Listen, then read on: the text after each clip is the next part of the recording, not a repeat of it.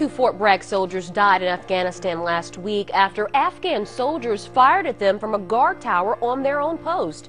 The Department of Defense says 25-year-old Staff Sergeant Jordan Baer of Colorado and 19-year-old Payton Jones of Texas were both killed in that attack. Officials said Baer was trying to help another soldier who had been hurt when he was hit. He was a teenager, just 19 years old, but behind a set of piercing green eyes was more than a man. Specialist Payton Jones was a soldier who left everything he knew behind for the flag. Saturday in his hometown of Marble Falls, the sun set on a community torn by loss. A Denver man is one of two American soldiers gunned down by Afghan nationals. 25-year-old Jordan Baer died Thursday when he was attacked at a base in Kandahar province. CBS 4's Howard Nathan is in the newsroom. And Howard, the family is paying tribute to this young man. And this is a tough day, Kathy. Now, the wind in recent days knocking down the Baer family's flagpole in Lakewood. Today, the family hustling to stand it up again, only this time the flag is flying at half-staff for a fallen hero. A red feather for an American soldier, symbolizing the blood this Native American shed trying to save his fellow soldiers. The other NCO was hit in the hip. He went down. My nephew was still firing. Staff Sergeant Jordan Baer's uncle describes details of the attack Thursday, relayed to the family by a colonel calling from Kandahar. He reached back to drag him and pull him into safety somewhere. And when he did that, he turned in the right direction where a round came in underneath his armpit and then exited through his neck. The Baer family was told medics reached him in less than 2 minutes. He died immediately. There's really nothing they could do for him. It's believed Sergeant Baer died in the aftermath of violent protests, sparked by what the military says was the accidental burning of Islam's holy book, the Koran. 2 Afghan soldiers and an Afghan civilian literacy instructor attacked American soldiers, firing from a sentry tower on a joint U.S.-Afghan base. And the morning has just begun for families of 2 Fort Stewart soldiers killed in Afghanistan. 25-year-old Sergeant Joshua Bourne of Niceville, Florida, and 22-year-old Corporal Timothy Conrad of Roanoke, Virginia, lost their lives yesterday. They both served in the 385th Military Police Battalion, 16th Military Police Brigade. And for Joshua Bourne's wife, the news of his death was hard enough, but the way she found out, even worse. Kendall Downing has her shocking story from Illinois. Inside her childhood home. It's crazy, how I found out. Megan Bourne can't stop thinking about the text message that changed her life. About 9 o'clock the next day, she got a text from an Army wife on post who had heard the news. Megan's Army husband, Josh, was dead, gunned down, shot to death in the chest near the military police post in Afghanistan where he worked. We didn't quite really believe that anything had happened to him. We thought it was just a mix-up. Megan's mother, Cindy Parker, says she and her daughter started making calls. They just talked to Josh hours before. He told them the violence was getting worse. Somehow it had leaked out and someone had told her on Facebook. Parker says another Army wife posted information about Josh's death on Facebook. That's how the news spread. Finally, a major called her and let her know that Josh had been shot and that he didn't make it through surgery. In the time since then, there's been people adding me on Facebook that I don't even know just so they can tell me that they're sorry. Megan Bourne says the support's been overwhelming. Fellow soldiers that never knew my husband who are going to be at his funeral. Messages of love and strength from around the world now making their way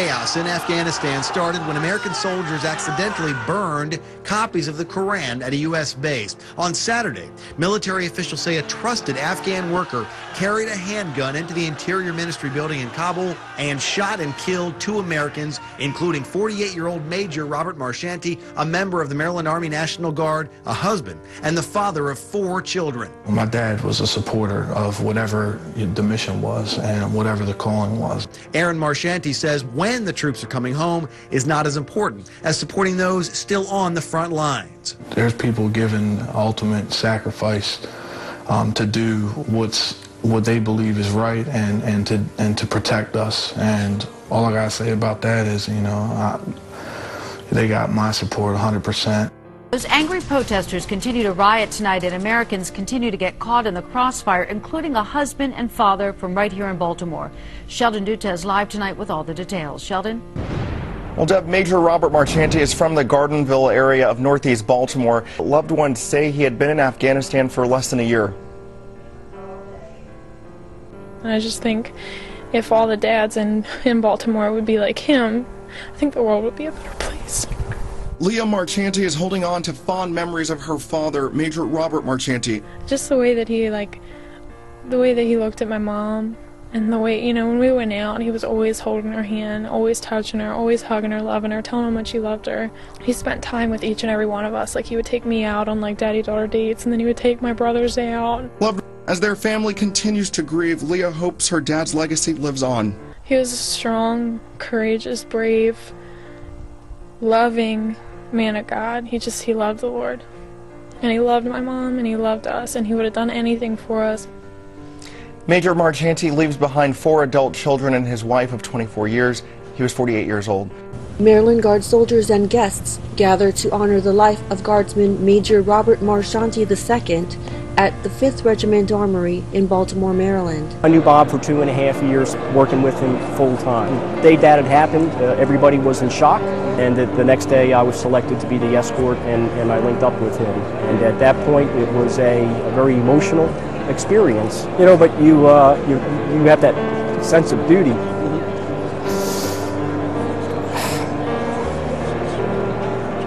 That you need to get him home. Major Marchanti worked with the 29th Infantry Division Security Partnering Team 2 in Afghanistan.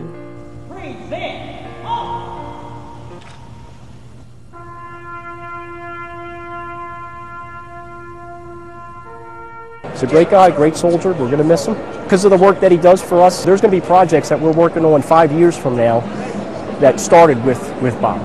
So we're going to have memories, fresh memories of him for many years to come.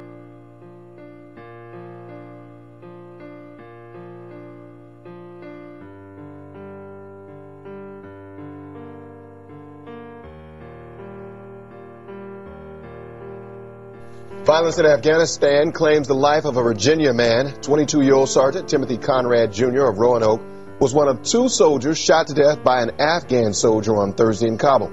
Conrad is one of 4 U.S. troops killed since Tuesday, when it was first revealed that Korans and religious material had been burned at the U.S. Bagram Air Base in Kabul. The gentleman from Virginia rise. Address the House for 1 minute. Without objection. Mr. Speaker, on Thursday, February 23rd, Virginia and our nation lost a true hero. Sergeant T.J. Conrad was killed in action in the Nangarhar province in Afghanistan in the rioting there. Sergeant Conrad was just 22 years old, a husband, a father, a son, and a brother. Today, I wish to extend my prayers and our prayers and condolences to Sergeant Conrad's wife, Holly, his infant son, Bentley, his parents, his relatives, and his friends. His father has stated that he will always be remembered for his great sense of humor, his infectious smile, his kind heart, his desire to brighten anyone's day. On behalf of a grateful nation, we grieve the loss of our warrior brother, but we honor Sergeant Conrad for his courage, his sacrifice, and his selfless commitment to duty, honor, and country. he gave his all in service for the sake of our safety, our freedom, and our liberty.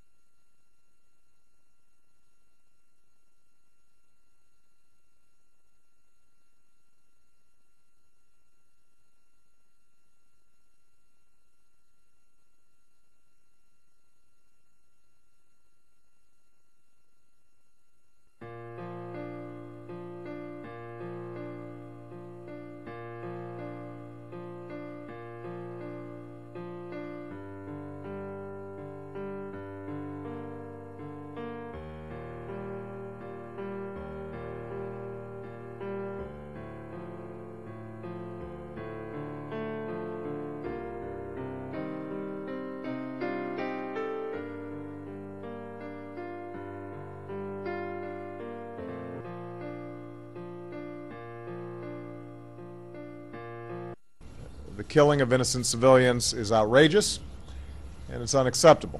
It is by all means the end of the rope here. And for that reason, I've directed the Pentagon to make sure that we spare no effort in conducting a full investigation. I can assure the American people and the Afghan people that we will follow the facts wherever they lead us. And we will make sure that anybody who was involved is held fully accountable with the full force of the law. Defense Secretary Leon Panetta says the soldier, if convicted, could face the death penalty.